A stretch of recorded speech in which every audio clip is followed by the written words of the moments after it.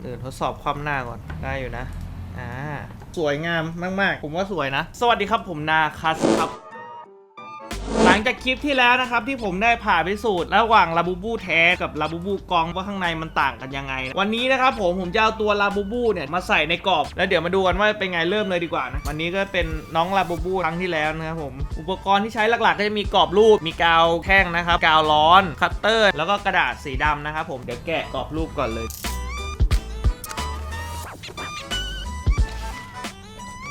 ก่อนนี่ครับข้างในมันจะมีตัวนี้ทำให้มันเพิ่มความหนาได้นะมันจะเป็นชั้นๆจากที่เมื่อกี้มันอยู่ชั้นล่างเราก็สลับบอร์ดมาให้นี้ปิดด้านหลังเราก็ต้องตัดกระดาษให้เท่าอันนี้ก่อนอันนี้พักไว้ก่อนกระดาษที่ใช้นะครับจะเป็นกระดาษโปสเตอร์ดำ2 ด้าน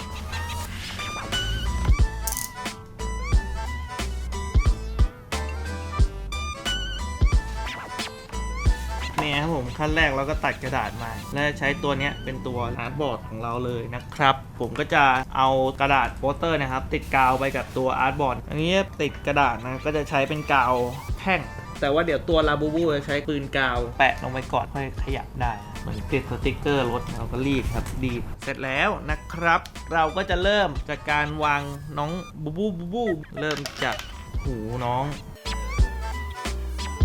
ตอนนี้นะครับเลเยอร์ผมคิดว่าจะเป็นอย่างนี้นะครับต่อไปนะครับผมจะติดกาวนะ